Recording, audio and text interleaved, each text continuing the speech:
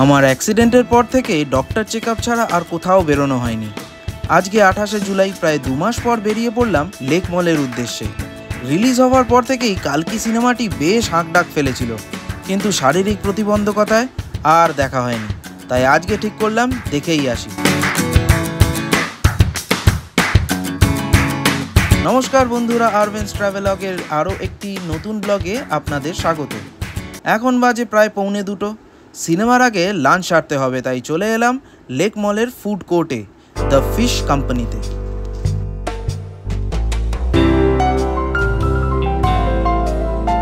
মিমি, আজ কদিন পর বাইরে বেরিয়েছিস রে?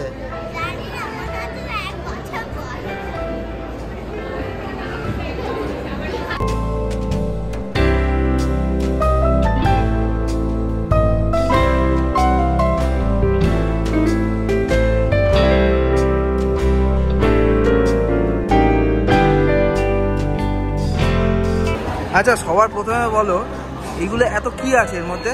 এইটা কি? এটা ফিলে নাকি?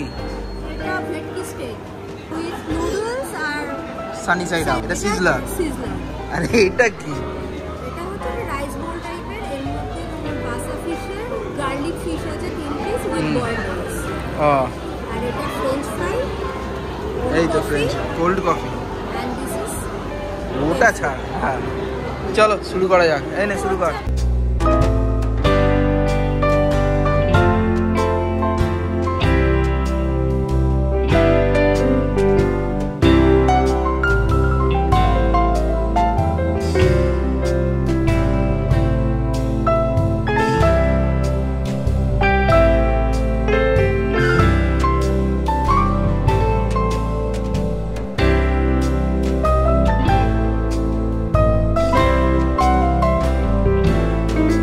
ভালো মিমি, একটু স্পাইসি। নাকে জল বেরিয়ে।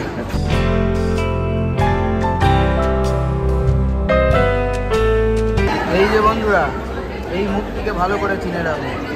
হ্যাঁ, একটা নুডলস বোল, আবার নুডলসের মিল খাওয়ার পরেও তার কি ইচ্ছা হয়েছে এখন?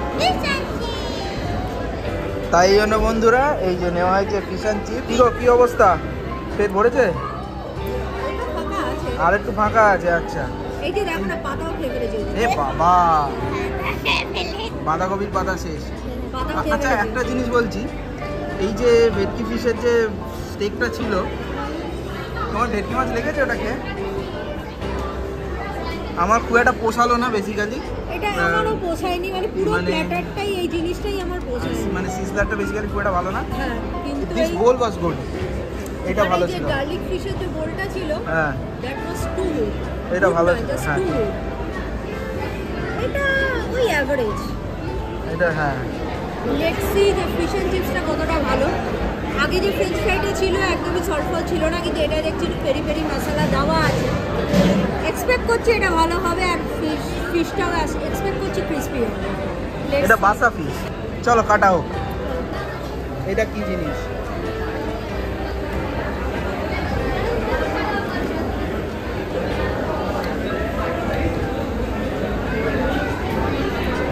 এক্সেপশনাল, পুরো দারুণ। বেসিক্যালি কেএফসিতে যেমন কেএফসি চিকেন হয়, এটা হচ্ছে ওই কেএফসি ফিশের মতন হেভি ক্রিসপি।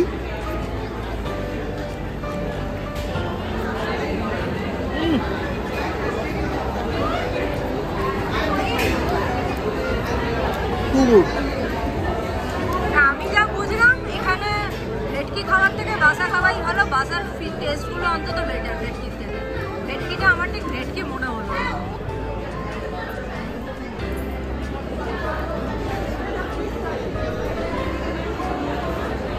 ভালো।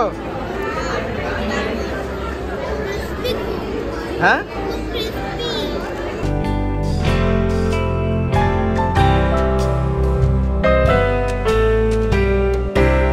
lunch is done. Now it's movie time.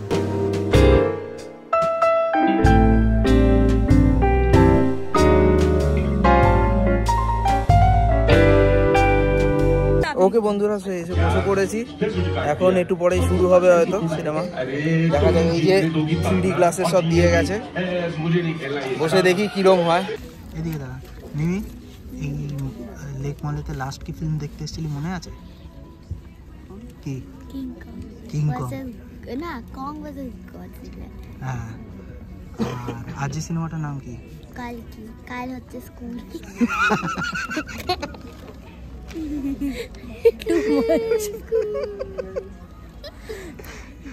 ওকে বন্ধুরা, সব first half is done. First half যা লাগলো কালকির দেখে অনেকটা ঠিক ম্যাড ম্যাক্স আর স্টার ওয়ার্সের একটা এফেক্ট আছে, দেখলাম ভালো লাগলো। অনেকগুলি ট্র্যাক একসাথে চলছে সিনেমাটায় এবং খারাপ লাগছে না। একটু ওই প্রভাসের যে ট্র্যাকটা আছে সেটাও একটুখানি বোরিং লাগছে, বেকার লাগছিল ওই জায়গাটা। আননেসেসারি কমেডি যেগুলো একদমই হাসি পায় না। But apart from that Amitabh বচ্চনের একটু এখনও অবধি ফার্স্ট হাফে অমিতাভ বচ্চনের যেটুকুনি দেখিয়েছে, উফ, মানে এক কথায় ফাটাফাটি। দীপিকা পাডুকোন একটু আগে ইন্টারভেলের আগে একটা সিন হলো দীপিকা পাডুকোনের, মানে জাস্ট চোখ ধাঁধানো যাকে বলে। আর প্রোডাকশন ডিজাইনিং ইজ অ্যামেজিং, আমার দেখা one of the best till now. সেই আর ভিএফএক্স লাস্ট এই ব্রহ্মাস্ত্র দেখেছিলাম, খুব ভালো কোয়ালিটির ছিল, এইটাতেও খুব ভালো লাগলো। সো এখনও অবধি যতটা দেখলাম ওই প্রভাসের ট্র্যাকটা বাদ দিলে, যেটা একদমই আননেসেসারি লাগছে, অ্যাপার্ট ফ্রম দ্যাট সিনেমাটা এখনও অবধি ইজ ভেরি গুড, এক্সাইটিং লেগেছে। মিউজিক, ব্যাকগ্রাউন্ড মিউজিক খুব ভালো। শাশ্বত চট্টোপাধ্যায়ের অল্প একটু এখনও অবধি দেখানো হয়েছে, যতটুকু দেখানো হয়েছে ওকেইশ, এমন কিছু না। এখনও অবধি শাশ্বত চট্টোপাধ্যায় যে কটা হিন্দি সিনেমায় অ্যাপিয়ারেন্স হয়েছে, বলবো যে এটা সবথেকে উইক বলা যেতে পারে।